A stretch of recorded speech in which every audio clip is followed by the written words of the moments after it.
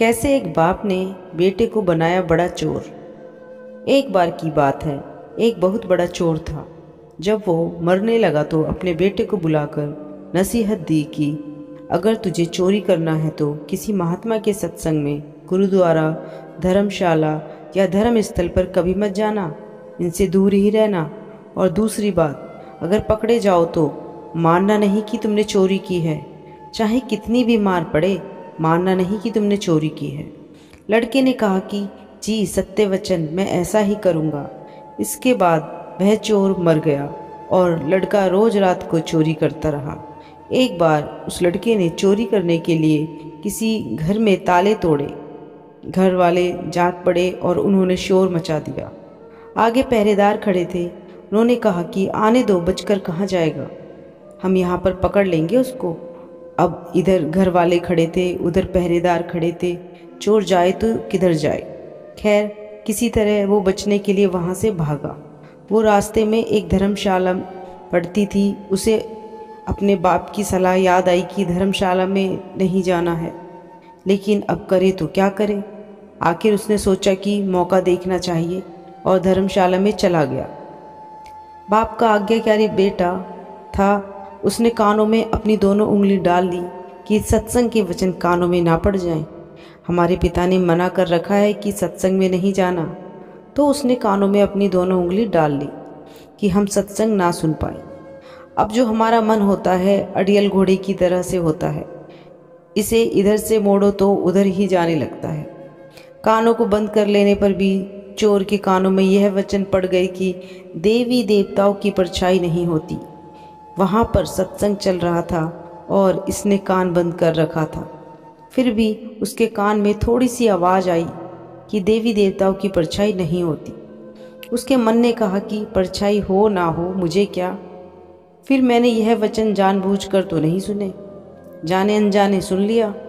उसने अपने पिता को सफाई देते हुए मन ही मन कहा कि मैंने जानबूझकर नहीं सुना, ये सब ऐसे ही सुन गया मेरे कानों में, मैंने तो कान बंद कर रखा है। अब इधर घर वाले और पहरेदार पीछे लगे हुए थे। किसी ने बताया कि चोर धर्मशाला में है। धर्मशाला की जब जांच हुई तो चोर पकड़ा गया। उस चोर को पुलिस ने बहुत पीटा, लेकिन वह नहीं माना कि उसने चोरी किया है। और आपको बता दें कि उस समय यह नियम था कि जब तक मुजरिम अपराध न माने तो सज़ा नहीं दी जा सकती थी। आखिर उस चोर को राजा के सामने पेश किया गया।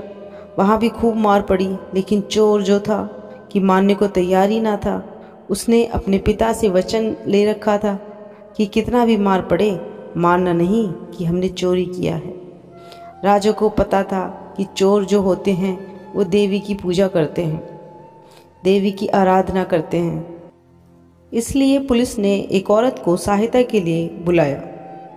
उस औरत को सारी बात बताई गई तो उसने कहा कि मैं मना लूँगी उसको, इससे कहलवा लूँगी कि इसने चोरी की है।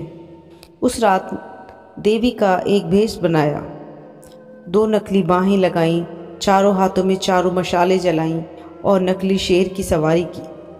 चूँकि वह पुलिस के साथ मिली हुई थी, इसलिए जब वो आई तो उसकी हिदायत के मुताबिक जेल के दरवाजे कड़क कड़क कर खुल गए। पहले से सब प्लान कर रखा था कि देवी जब आए जेल में तो सारे दरवाजे अपने आप खुलते जाएं। ऐसा ही हुआ।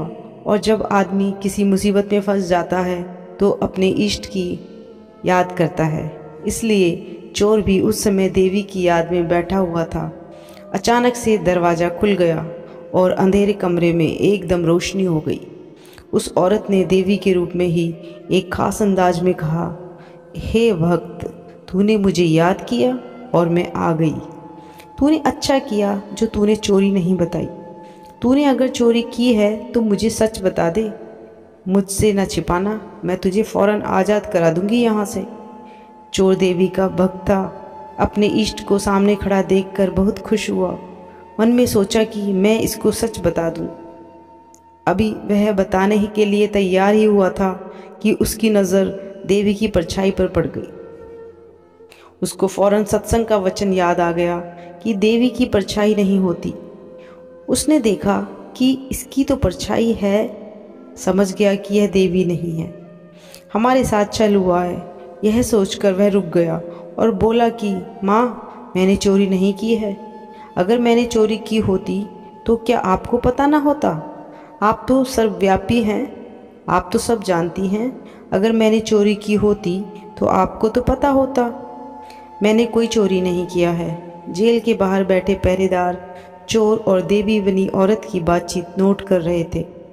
पुलिस और उस औरत को विश्वास हो गया कि यह चोर नहीं है। अगले ही दिन उन्होंने राजा से कह दिया कि यह चोर नहीं है, और फिर राजा ने उसको आज़ाद कर दिया। जब चोर आज़ाद हुआ तो सोचने लगा कि जब सत्संग का एक वचन सुना तो जेल से छूट गया। अगर सारी उम्र सुनूं तो पता नहीं क्या क्या मिले मुझे। जब यह ख्याल आया तो रोज़ सत्संग में जाने लगा वह चोर। किसी पूर्ण महात्मा की शरण ले ली उसने और चोरी का पैसा हमेशा के लिए छोड़ दिया। और वह जो चोर था महात्मा बन गया। धर्म प्रेमियों, इसलिए कहते हैं कि सत्संग के बराबर न गंगा है, न यमुना है, और ना ही कोई अन्य तीर्थ है। कलयुग में सत्संग ही सबसे बड़ा तीर्थ है। इसलिए आपसे हमारी विनती है कि सत्संग में हमेशा जाया करें और जाते रहें।